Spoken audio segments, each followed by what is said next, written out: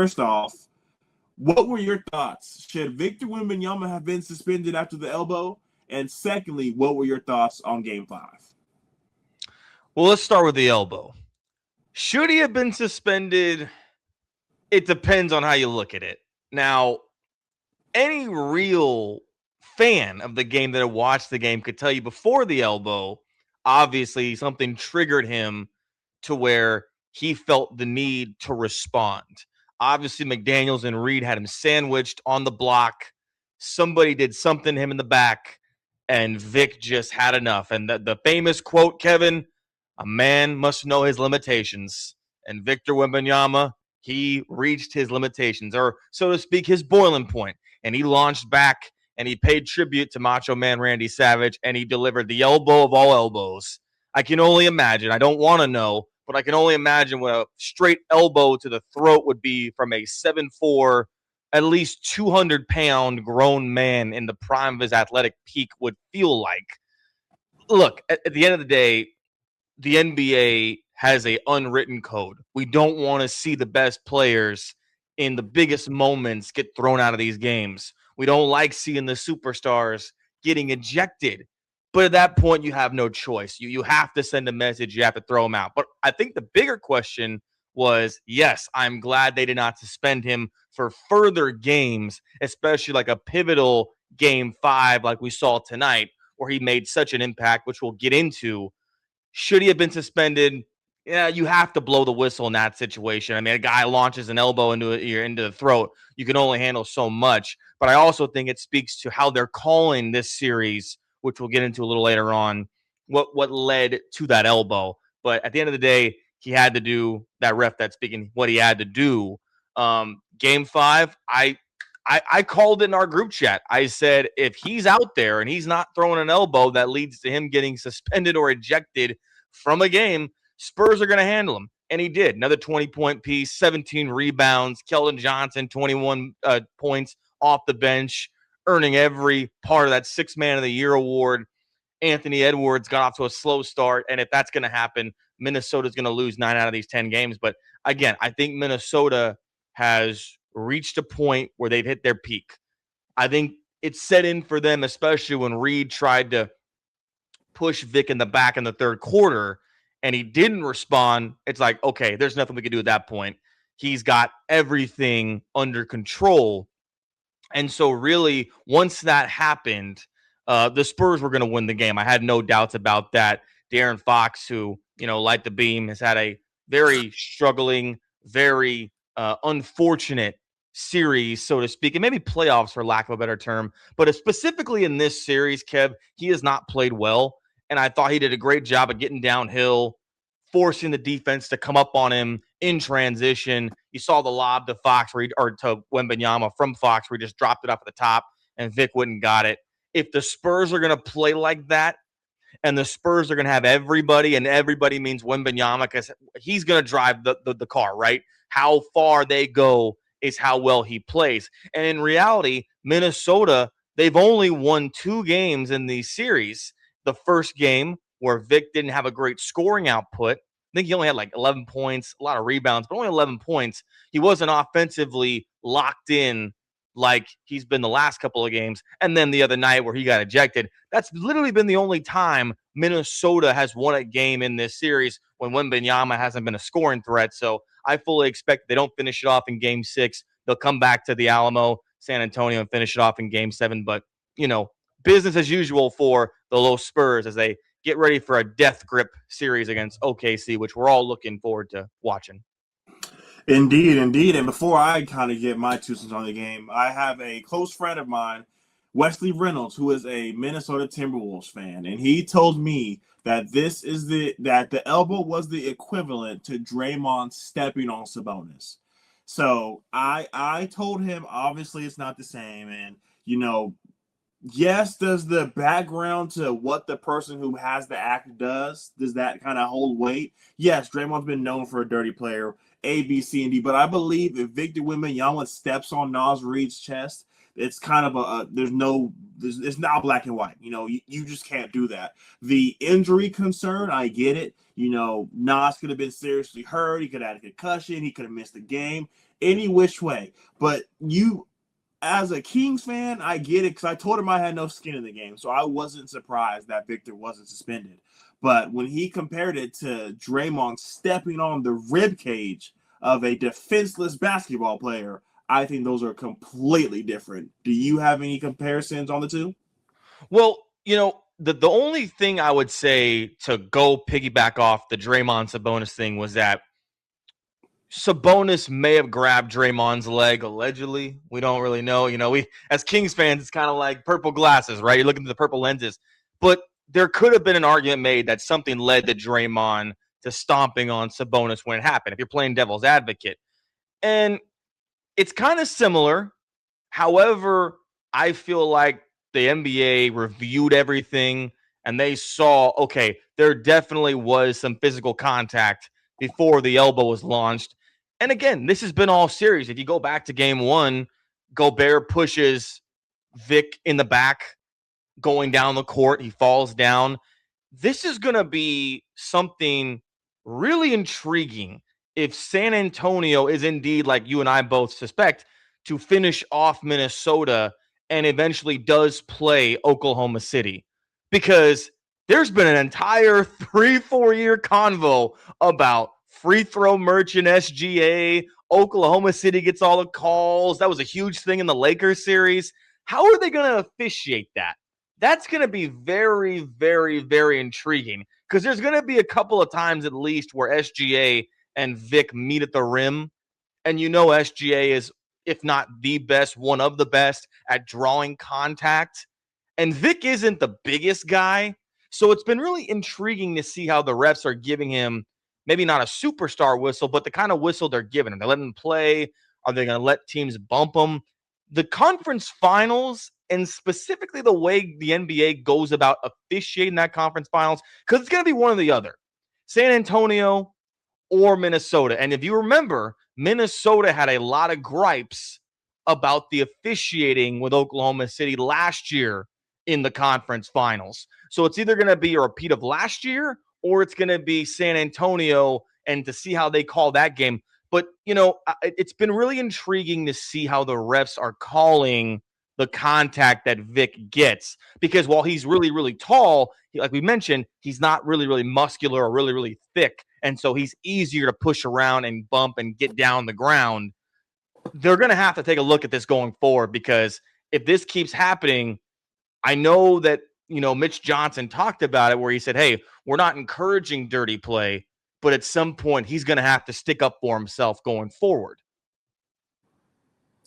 I agree. And the biggest thing that stood out to me tonight was Anthony Edwards is the one and only person that can get this team going. We always talked about the addition of Julius Randle. Another conversation I had with my friend Wes, I was like, if you can do it all over again, would you prefer to have Cat? And he's like, no, he's a defensive liability, da-da-da-da-da. Randle's a better scorer. But what I've seen from Karl Anthony Towns in this playoffs is that Minnesota Timberwolves fans all over need to be kicking themselves in the ass. I get it. They weren't able to make that jump with him. But like you mentioned, I think this team's kind of hit its ceiling. Like they're never going to be bad enough to get another Anthony Edwards, and they're never going to be good enough to win a championship. They're always going to be good enough to get out of the first round, but are they always going to be able to get out of that second round now that the West is only getting better? So it's going to be really interesting. We saw last game how Anthony Edwards literally had his handprint over that whole game, and it showed. And, a lot of people like Shaun are going to say the only reason they won is because Victor went out. So it's going to be very interesting to kind of see how things go back to Minnesota. I'm expecting them to tie it up and go back to San Antonio.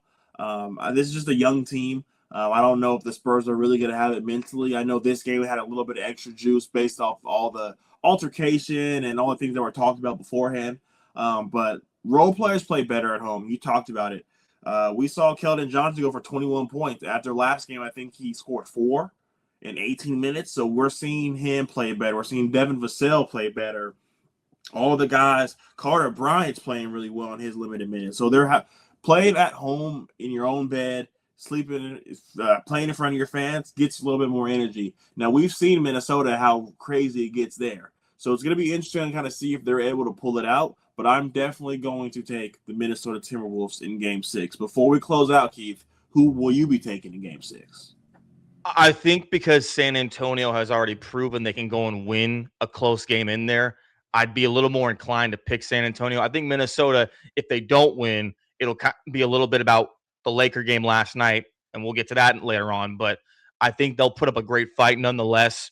The other thing I want to mention before we hop off this plane is it can't be underestimated or overstated the loss of DiVincenzo, because I feel like DiVincenzo is one of those players that can get his own shot, create his own shot off the three, pull up mid-range, get to the bucket at times. And we really haven't been able to see that from the guards in this series, especially the way San Antonio has played defense. Obviously, Jaden McDaniels, he gave you 17 tonight. But really, I mean, you watch this game and you are, I think, taken aback by how Keldon Johnson off the bench was able to create his own shot. We mentioned Fox getting into the lane, but also Dylan Harper was really, really attacking the rim tonight. He had a really good finish a couple of times around the rim. And Vassell and Castle, I just really feel like the guard influx and the depth at the guard position that San Antonio has had in this series, where they're able to throw three guards out there in a small ball lineup when Vic is off on the bench.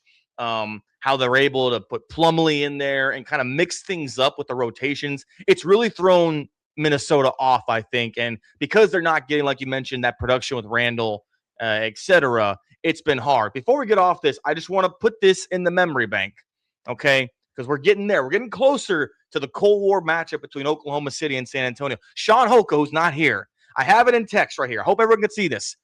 And it's going to be a little difficult, but he's got Oklahoma City in 5 against San Antonio. Oklahoma City, who lost the season series against the San Antonio Spurs, are only going to win one game, according to the creator, the foundation of this podcast. So, little to think about there if San Antonio closes it out in Game 6 and we eventually get the Oklahoma City San Antonio series, like a lot of us basketball fans have been clamoring for the last couple of months. All I'm going to say, the Celtics beat the Knicks every game last year. What happened in the playoffs? Playoffs is a whole different game. Playoffs is a whole different beast. Playoffs is a whole different beast. That experience really comes into chalk. And since we're talking about the Boston Celtics, I think it's only right that we bring in the one and only Jaevon Toddy. Welcome back to the podcast, man. It's been a while since we've seen you on the screen. You guys have handled the Celtics' demise really well, I must say. You take it in stride. I thought everybody forgot that. I thought the coast was clear. Thought it was over, but yeah, man, it's safe to say if we would have played the Knicks, we probably would have got swept in 3 games. That would have probably been the first time that ever happened. But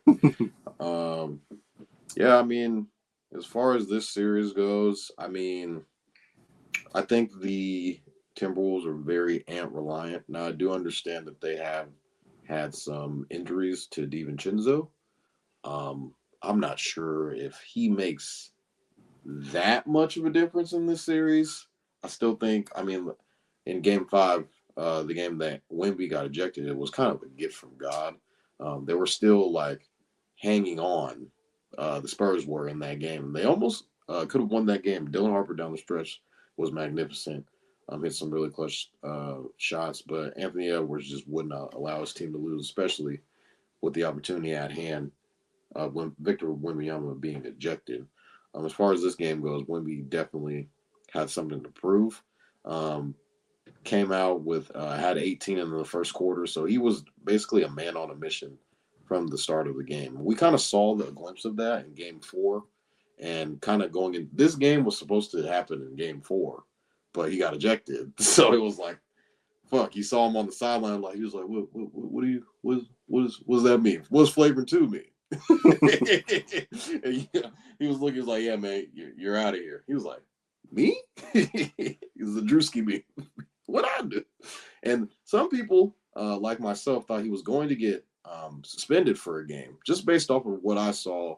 It looked a little bit excessive, and it could have been warranted a suspension. I would have been surprised if they would have suspended him, but the league was like, hold on, man.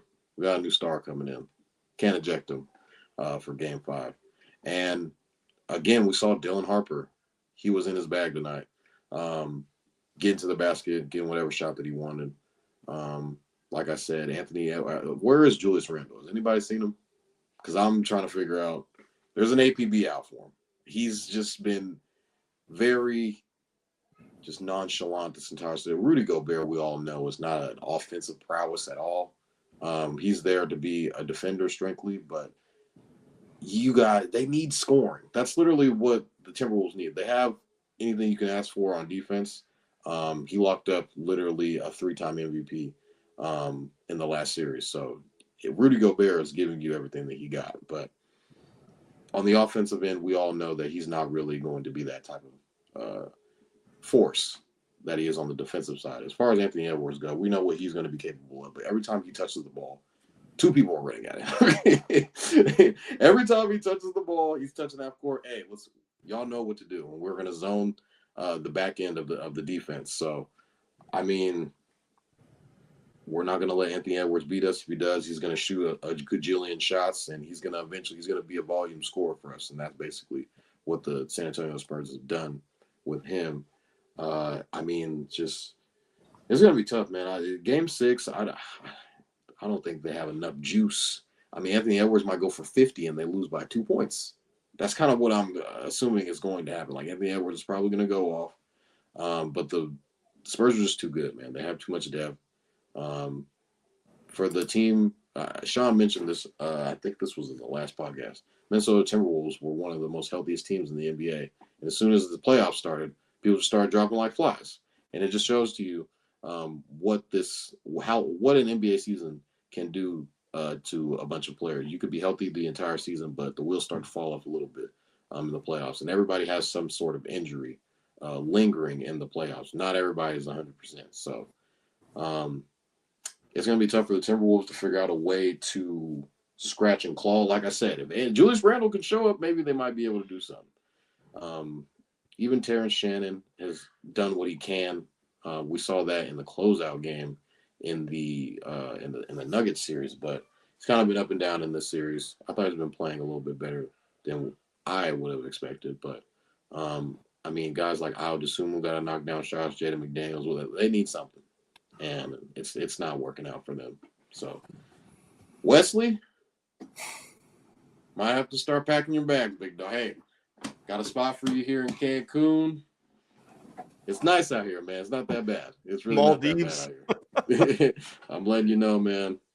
It's not that bad over here. So before we move on, we all talked about the one and only Shaun Holko. He's been in the comments. So he wanted to make sure in the beginning that he let Keith know that was crazy shade, because Keith said this was going to be a well-run podcast without Shaun. Want to roll, man. Michigan won the Natty. No Ohio State. I got to deal with Den, but no 2 Ohio State fans. Just one today. Just one. Yeah. And then he took a shot at me saying Minnesota barely beat the Spurs playing a team without Victor for a full half on their home floor. Stop, Kev. Hey, man, we're going to 7. Anthony's telling the people in the locker room, we coming back. Don't even worry about it. And then Uncle Manny, Spurs and OKC would be a great matchup. And you know what? If everything falls the way we all expect, we'll be having that series. A lot of people are saying that's going to be the NBA Finals. I don't know.